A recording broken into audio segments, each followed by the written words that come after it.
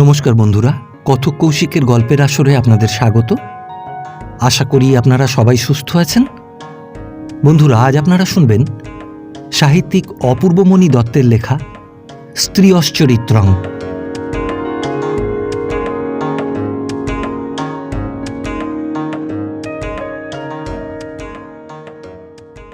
নির্মলকে আমরা সবাই বলতাম আস্ত পাগল।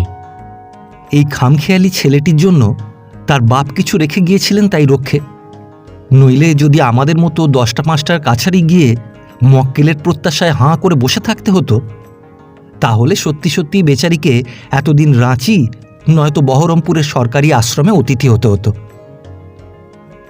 কিছুকাল পূর্বে যখন তার কবিতা লেখবার বাতিকটা প্রবল হয়ে উঠেছিল, তখন সে নিজের চেহারাখানি এমনই করে তুলেছিল যে দেখলে হাসি পায়। লম্বা চুল আর এক মুখ গোঁপদাড়িতে তার মুখখানিকে এমনই বিকট করে তুলল যে শচীন, সুরেশ প্রভৃতি সকলে তার নামকরণ করল লোমশ মুনি। গোঁপদাড়িওয়ালা লোক হঠাৎ গোঁপদাড়ি কামিয়ে এলে খুব পরিচিত লোকের পক্ষেও চিনতে একটু বিলম্ব ঘটে। কাজেই সেদিন যে আমরা প্রথম দর্শনেই নির্মলকে চিনতে পারলাম না, এতে আমাদের খুব বেশি দোষ দেওয়া যায় না। দেশে তখন সবুজ সাহিত্যের বন্যা এসেছে, সুতরাং নির্মল তাতে মেতেছে শুনে বিস্ময় অনুভব করলাম না। কিন্তু বিস্ময়ের অন্য কারণ যথেষ্ট ছিল, সেটা নির্মলের কাহিনী শোনবার পর বুঝেছিলাম। তার কয়েকটি কবিতা এবং সবুজ গল্প ফেরত দেবার সময় এক নামজাদা মাসিক পত্রিকার সম্পাদক মশাই নাকি তাকে বলেছিলেন যে মনস্তত্ত্বের বিশ্লেষণ করবার চেষ্টার পূর্বে তার উচিত মনুষ্য চরিত্র পর্যবেক্ষণ করা।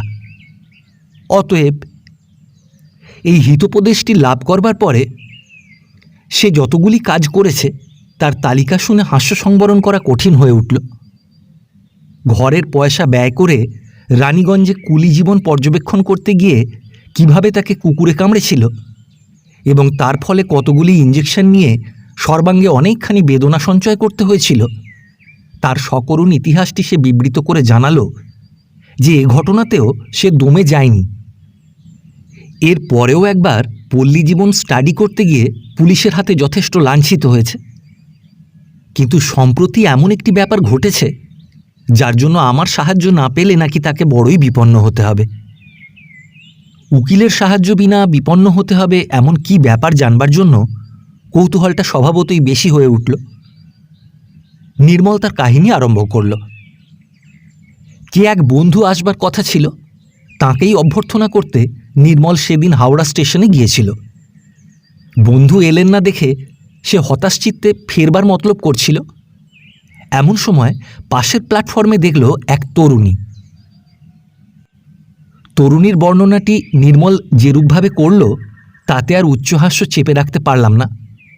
সে বলল, এই একেবারে most up to date. Sari, blouse, নাগড়া এবং হাতের পেগি ব্যাগটিতে মিলে এমনই একটা সামঞ্জস্যের সৃষ্টি করেছে যে সেদিকে চাইলে মুগ্ধ না হয়ে আর উপায় নেই ভাই। মনের উচ্ছ্বাসে নির্মল একটা সংস্কৃত শ্লোকের খানিকটা বলতে যাচ্ছিল। অনেক কষ্টে তাকে থামালাম। তারপর নির্মল বলল, এই একখানা ফার্স্ট ক্লাস কম্পার্টমেন্ট খালি ছিল, তাইতেই তিনি উঠে পড়লেন। বাংলা সাহিত্যের গল্পের নায়ক নায়িকারা প্রায় সেকেন্ড ক্লাসেই যাতায়াত করে থাকেন, এই তো গল্পে উপন্যাসে পড়েছি। নির্মলের কথা শুনে বুঝলাম যে তার কথিত তরুণীটি তাহলে আরেকটু উচ্চতর স্তরের। নির্মল আবার সেই তরুণীর রূপ বর্ণনা আরম্ভ করল। বলল, এই একেবারে সাক্ষাৎ একটা উপন্যাসের নায়িকা। চাকরটা গুড়গুড়িটা পাশে দিয়ে গেল। বাঁচা গেল। নলটিতে একটি টান দিয়ে বললাম, তারপর কি হলো নির্মল? নির্মল বলল, কেমন যে চার্মড হয়ে গেলাম, একেবারে উঠে পড়লাম সেই কামরায়। আমি বললাম, সে কি হে, বিনা টিকিটেই? আরে তখন ট্রেন ছাড়বার সময় হয়ে এসেছে, তখন কি টিকিট কেনবার সময়? বললাম, কোথাকার ট্রেন, বর্ধমান প্যাসেঞ্জার কি পাঞ্জাব মেল কিংবা দিল্লি এক্সপ্রেস কি মাদ্রাজের ট্রেন, তাও দেখলে না? আরে কিছু না। নলটায় একটা টান দিয়ে বললাম, তারপর? লিলুয়া, বেলুর, বালি পার হয়ে ট্রেন চলেছে। কামরাখানায় আমরা দুটি প্রাণী, তিনি আর আমি। খানিক পরে তিনি একখানা খবরের কাগজ খুললেন। তারপর তুমি? হ্যাঁ, আমি এতক্ষণ বসেই ছিলাম চুপচাপ। তারপর ভেবে দেখলাম যে চুপ করে বসে থাকলে তো আলাপ করবার সুযোগ পাবো না। হঠাৎ বলে উঠলাম, ওটা কি আজকের কাগজ? ভেবেছিলাম হ্যাঁ কিংবা না, যা হোক একটা কিছু উত্তর পাবো, কিন্তু কোনো কথা না বলেই কাগজখানা তিনি গাড়ির মেঝে ফেলে দিলেন। হ্যাঁ, আমি কুড়িয়ে নিলাম। খবরের কাগজের একখানা পাতায় চোখ বুলিয়েই বললাম, হ্যাঁ, এ তো আজকেরই কাগজ দেখছি, বলেই কাগজখানা ভাঁজ করে তার বেঞ্চির উপরে রেখে দিলাম। কিন্তু তিনি ভ্রুক্ষেপ না করে বাইরের দিকে চেয়ে রইলেন। নির্মল হতাশাব্যঞ্জক একটা ওষ্ঠভঙ্গি করল। আহা, বেচারা। গল্পটা বেশ জমে উঠেছিল। গুড়গুড়িতে আর একটা টান দিয়ে সোজা হয়ে বসলাম। নির্মল বলতে লাগলো, এই ট্রেনখানা বোধ হয় এক্সপ্রেস, উত্তরপাড়া, কন্যগর সব ছাড়িয়ে গেল। আমি তখন জিজ্ঞাসা করলাম, আপনি কতদূর যাবেন? কোনো উত্তর নেই। মিনিট পাঁচেক আরও চুপচাপ বসে রইলুম। রিসরের প্ল্যাটফর্মখানাও চোখের সামনে দিয়ে সরে গেল। তখন আবার বললাম, এই ট্রেনখানা বুঝি এক্সপ্রেস? এবারেও তিনি নিরুত্তর। আমার হাসি এসেছিল। বললাম, তাহলে তো বড় মুশকিলে পড়েছিলে নির্মল। নির্মল বলল, না ভাই, মুশকিলে তো তখন পড়িনি, মুশকিলে পড়েছি এখন। আরে ছোট গল্পে বলো, এরকম বিদঘুটে নায়িকা কখনো দেখেছো বা শুনেছ? এই তো সেদিন একটা গল্পে পড়েছিলাম যে এক তরুণ স্টেশনে এসে দেখলেন যে সারা ট্রেনখানাতে আর কেউ নেই, আছেন কেবল একটি তরুণী।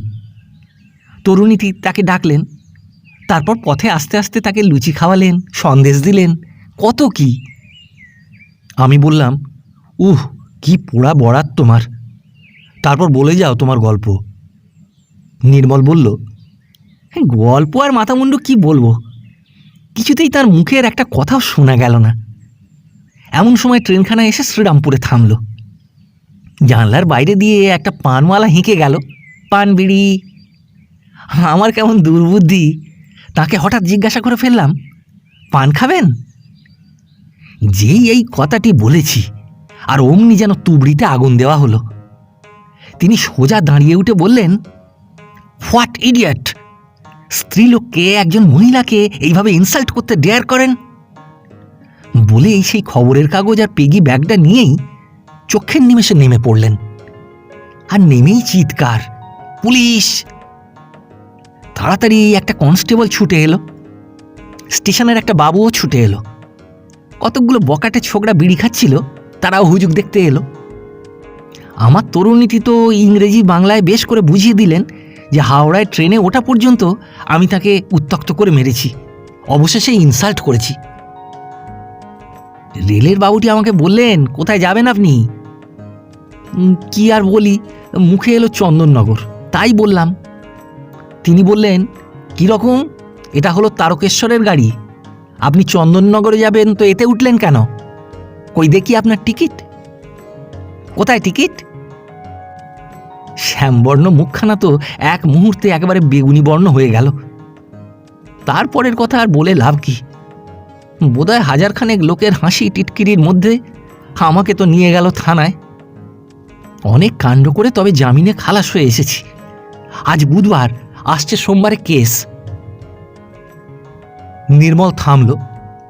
এই কাহিনীটা বলেই তার মুখ পাংশুবর্ণ হয়ে উঠল। আমি তো হো হো করে হেসে উঠলাম। নির্মল তাতে যেন একটু অসন্তুষ্ট হলো। আমি জিজ্ঞাসা করলাম, তা তোমার সে নায়িকাটির নাম ঠিকানা জেনে এসেছো তো? হ্যাঁ, এসেছি বই কি, সেসব তো থানা থেকেই আমাকে দিয়েছে কিনা, এই নাও না। বলে একখণ্ড কাগজ আমার হাতে দিল। পড়ে দেখলাম যে মহিলাটিকে অবমাননা করা হয়েছে বলে নির্মল অভিযুক্ত, তার নাম লতিকা চ্যাটার্জি। ঠিকানা দেখলাম কপালিটোলা অঞ্চলের এক গলিতে। অনেক কথায় আশ্বস্ত করে তবে নির্মলকে বাড়ি পাঠালাম। ভেবে দেখলাম যে এই ব্যাপারটাকে আদালত পর্যন্ত গড়াতে দিয়ে অনর্থক একটা কেলেঙ্কারি করে লাভ নেই। তার চেয়ে যদি একটা আপোষ মীমাংসা হয়ে যায় তো সেই সবচেয়ে ভালো। সন্ধ্যাবেলা গেলাম একবার কপালিটোলার সেই ঠিকানায়। একটা তেতলা বাড়ির একটা ফ্ল্যাট ভাড়া নিয়ে জনৈক মিস্টার চ্যাটার্জি থাকেন। লতিকা তাঁরই কন্যা। বহুবাজার অঞ্চলের বাড়ির একটা সস্তা ফ্ল্যাট ভাড়া করে যারা থাকে তারা যে রেলে ফার্স্ট ক্লাসে যাতায়াত করতে পারে এ বিশ্বাস করবার কথা নয়। আমার আহ্বানে প্রত্যুত্তরে যিনি এলেন তিনি একজন বর্ষীয়সী মহিলা। আমি কে, কি জন্য এসেছি ইত্যাদি অনেকগুলি প্রশ্নের উত্তর দেবার পর সম্মুখের ঘরে বসবার অনুমতি পেলাম। তিনি ডাকলেন, লতি। যে মেয়েটি এলো তাকে ঠিক তরুণী বলা যায় না, বয়স বছর 20 হতে পারে। রংটা এমন কিছু উজ্জ্বল নয় যে তাকে সুন্দরী বলা যেতে পারে। একে দেখেই যে নির্মল এত বড় একটা বিপত্তি বাঁধিয়ে বসেছে এ কথা তার মুখে পূর্বে না শুনলে বিশ্বাস করতাম না। টেবিলটার ওপাশে একখানা চেয়ার নিয়ে লতিকা বসল। বেশ সহজ স্বরেই আমাকে জিজ্ঞাসা করল, আপনি বুঝি উকিল? সেদিনকার তিনি বুঝি আপনার বন্ধু? দুটি প্রশ্নেরই হ্যাঁ জবাব দিয়ে আমি জানালাম যে অনেক দিন থেকেই নির্মলের মাথাটা একটু গোলমেলে রকমের। কখন সে যে কি করে তার স্থিরতা নেই। কাজেই হঠাৎ একটা খেয়ালের বশে যদি একটু অভদ্রাচরণ করেই থাকে তাহলে সেটা আদালতে গেলে অনর্থক উভয় পক্ষেরই কতকগুলি দুর্নাম রটনা ছাড়া আর কিছুই হবে না। সুতরাং লতিকা বলল, কিন্তু কি ডেয়ারিং বলুন দেখিনি। আমি না হয়ে যদি একজন ইউরোপীয় লেডি হতেন তাহলে? মনে মনে বললাম যে শ্বেত চর্ম দেখলে হয়তো নির্মলের এতটা দুঃসাহস হতো না। একটা ছোকরা চাকর চায়ের ট্রে নিয়ে এলো। বর্ষীয়সী মহিলাটি বললেন, আপনাকে চা। ধন্যবাদ দিয়ে জানালাম যে আপত্তি নেই। লতিকা আবার বলল, আবার অসভ্যতা চূড়ান্ত করলেন কিনা আমাকে বলে পান খাবেন? ছি ছি, কি ব্যবহার বলুন দেখিনি। তিনি কি কখনো ভদ্রমহিলার সঙ্গে কথাবার্তা কইবার সুযোগ পাননি? মনে মনে হাসলাম। বললাম, আচ্ছা, এই যে আপনারা আমাকে চা খাওয়ালেন আমিও বিনা আপত্তিতে খেলাম, কিন্তু ধরুন আমি যদি আপনাকে চা অফার করি তাহলে আপনি বোধহয় রাগ করবেন। লতিকা বলল, না না, রাগ করতে যাব কেন? আমি উৎসাহের সঙ্গে আমার ওকালতি আর্গুমেন্ট শুরু করে দিলাম। বললাম, আমাদের বাঙালির ঘরে পান হচ্ছে তেমনি মস্ত একটা সম্মানের জিনিস। সেকালে তাম্বুল দিয়েই সব অর্চনা টর্চনা হতো কি না। কাজেই আপনাকে সেই শ্রেষ্ঠ জিনিসটি মনে করুন যদি আমি অফার করি তাহলে আপনি নিশ্চয়ই রাগ করবেন, বুঝতে পারছি। দুজনেই এবার হেসে উঠল। লতিকা বলল, কিন্তু অফার করবার একটা ধরন আছে তো। চেনা নেই শোনা নেই, হঠাৎ কেউ কখনো কাউকে কোনো জিনিস অফার করতে পারে। ও আপনার শ্রেষ্ঠ জিনিসটি যত আর্গুমেন্টই আপনার বন্ধুর হয়ে করুন না কেন, কিন্তু আপনার সে বন্ধুটিকে আমি মনে মনে কখনো ক্ষমা করতে পারবো না, তা বলে দিচ্ছি। মনের হাওয়াটা তখনও এলোমেলো বইছে বুঝে আমি তখন বর্ষীয়সী মহিলাটির সঙ্গে অন্য কথা শুরু করে দিলাম। শুনলাম তিনি নাকি লতিকার মাসি হন। লতিকার পিতা মিস্টার চ্যাটার্জি লাইফ ইন্স্যুরেন্সের দালালি করেন। তাঁরা খ্রিস্টান। শ্রীরামপুরের কে একজন মিশনারি মহিলা লতিকাকে একটি বালিকা বিদ্যালয়ে চাকরি জোগাড় করে দেবেন আভাস দিয়েছেন। লতিকা সেদিন সেখানেই যাচ্ছিল। ইত্যাদি সাংসারিক সুখ দুঃখের কথা জেনে নিতে বড় বেশি দেরি হলো না। তাঁদের সাংসারিক ইতিহাসের চেয়ে মুকদ্দমাটা যাতে তুলে নেওয়া যায় সেই জন্যই আমার আগ্রহ ছিল বেশি। কথাটা আবার পারলাম, কিন্তু মাসি বললেন যে চ্যাটার্জি সাহেব কোথায় বের হয়েছেন, তিনি না এলে এ কথার কোনো উত্তর তিনি দিতে পারেন না। আরও আধ ঘন্টা অপেক্ষা করলাম, কিন্তু চ্যাটার্জি সাহেব তখনও ফিরলেন না। কাজেই উঠলাম। মাসি ও লতিকা ওরা দুজনে আমার সঙ্গেই নিচে নেমে এলো। মোটরখানা দরজার সামনে দাঁড়িয়েছিল। নেহাত ছেলে মানুষের মতোই লতিকা বলল, আপনার গাড়ি বুঝি? বললাম যে হ্যাঁ তাই বটে। সে উচ্ছ্বসিত কণ্ঠে বলল, মস্ত গাড়ি তো। গাড়িখানা সেডান বডিড, সুতরাং নেহাত ছোট নয়। একটু হেসে গাড়িতে উঠে পড়লাম। ভাবলাম নির্মল কথিত কাব্যের নায়িকা না হলেও কথাবার্তা শুনে মেয়েটির মন তো বেশ সরল বলেই মনে হলো। তবে সেদিন বোধহয় হঠাৎ আত্মসম্মানে আঘাত লেগেছিল বলেই এতখানি কাণ্ড ঘটেছে। আর নির্মলটাও কি ছেলে মানুষ, বিনা টিকিটে কোথাকার ট্রেন তাও জানা নেই, বিনা দ্বিধায় একটি অপরিচিতা যুবতীর অনুসরণে ট্রেনে উঠে পড়ল। বদ্ধ উন্মাদ আর কি।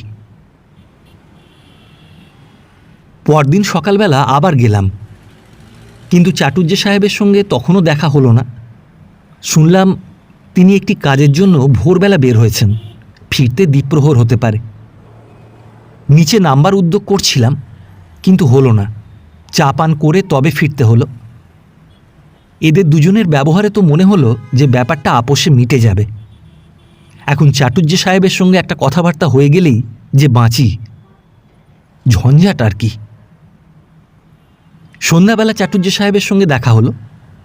লোকটিকে বেশ গম্ভীর প্রকৃতির বলে মনে হলো। এই বেলাও চা পান করতে হলো বটে, কিন্তু কাজের শেষ হলো না। চাটুর্যে জানালেন যে মোকদ্দমা তুলে নিতে তার ব্যক্তিগত আপত্তি নেই, কিন্তু তার উকিলের সঙ্গে একবার পরামর্শ না করে তিনি কিছু করতে পারেন না। সুতরাং কাল সন্ধ্যায় আবার আসতে হবে। রোজ রোজ এই যাতায়াতে বিরক্তি ধরে গিয়েছিল, কিন্তু কি করি, উপায় নেই। ব্যাপারটা যা হোক করে শেষ করতেই হবে। সুতরাং পরদিন সন্ধ্যায় আবার আসতে হলো। যাক, বাঁচা গেল, নির্মলের জয় হোক। চ্যাটার্জি জানালেন যে তিনি তার উকিলের সঙ্গে দেখা করেছেন, মোকদ্দমা উঠিয়ে নিতে তাদের আপত্তি নেই। ধার্য দিনে আদালতে উভয় পক্ষের একটা দরখাস্ত দিলেই গোলমাল মিটে যাবে। তাকে অসংখ্য ধন্যবাদ দিয়ে নিচে নামলাম। একতলা সিঁড়ির চাতালের আধো অন্ধকারে দেখলাম লতিকা দাঁড়িয়ে আছে। এই গোলমালটা মিটে যাওয়ার জন্য তাকেও ধন্যবাদ দিলাম। সে কিন্তু আমার খুব কাছে সরে এসে চোখ দুটোকে যেন কেমন একটু করে, ভ্রু দুটিকে যেন কীরকম একটা বিশেষভাবে বেঁকিয়ে অত্যন্ত আস্তে আস্তে বলল, কেমন, এইবার সন্তুষ্ট হয়েছেন? সন্তুষ্ট আবার হইনি। তাকে আবার ধন্যবাদ দিলাম। সে বলল, কিন্তু আমি যদি ইচ্ছে করি তাহলে বাবার মত বদলে যায়, তা জানেন। এ মোকদ্দমায় অপমানিতা হয়েছে লতিকাই, সুতরাং সে যদি সম্মতি না দেয় তাহলে তার পিতার সম্মতিতে কিছুই হবে না, তা বিলক্ষণ জানতাম। সুতরাং তার এই কথায় যথেষ্ট বিস্ময় অনুভব করলাম। ভাবলাম, তবে কি এদের মনে কোনো দুরভিসন্ধি আছে নাকি? লতিকার কথার উত্তরে বললাম, সে কি কথা, আপনি অমত করলে তো সবই গোলমাল হয়ে যাবে। সে আরও কাছে সরে এলো। ছেলে মানুষই ভাব। সেইভাবেই বলল, তাহলে আমাকে একটা কথা দিন। আমার বিস্ময় চরমে উঠেছিল। বললাম, কিসের কথা? সে বলল, আগে বলুন, কথা রাখবেন। কি যে তার কথাটা তা ভেবে পেলাম না, অথচ একেই অসন্তুষ্ট করে নির্মলের এই অবস্থা, সেটাও বিলক্ষণ উপলব্ধি করছিলাম। কাজেই বললাম, নিশ্চয়ই রাখবো, আপনার কথা রাখবো না, কি আশ্চর্য। একটু হাসল, স্ফিংসের হাসি। বলল, বন্ধুর মোকদ্দমা মিটে গেল বলে যে আমাদের এমুখ আর হবেন না, তাহলে কিন্তু চলবে না। রোজ না হয়, অন্তত সময় পেলেই আসবেন। বলুন, কথা দিন। কি সমস্যা? সে বোধহয় আরও একটু সরে এলো। নিঃশ্বাসের শব্দটাও যেন শোনা যেতে লাগলো। উপর থেকে বোধহয় চ্যাটার্জি সাহেবই ডাকলেন, লতি না লটি বা ওই রকমেরই একটা কিছু। চোখের নিমেষে সে সিঁড়ি দিয়ে ওপরে উঠল।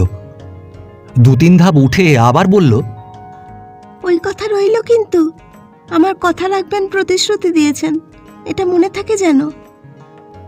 বলেই আবার একটু হাসি। পরমুহূর্তেই সিঁড়ির ওপর অদৃশ্য হল। সেই চিরন্তন সমস্যা, মোনালিসা হাসে কেন? এও একই সমস্যা। আমি হতবুদ্ধি হয়ে গিয়েছিলাম। গাড়িতে যখন উঠে বসলাম তখনও সর্বশরীর যেন বাতাসের মতো টলছে। মনে হলো ঠিক এই নারীটিকেই কি একটা কথা বলতে গিয়ে নির্মল যৎপরণাস্তি লাঞ্ছিত হয়েছে? আর আজ ভাবলাম, আশ্চর্য নারী চরিত্র, দুর্গেও বটে।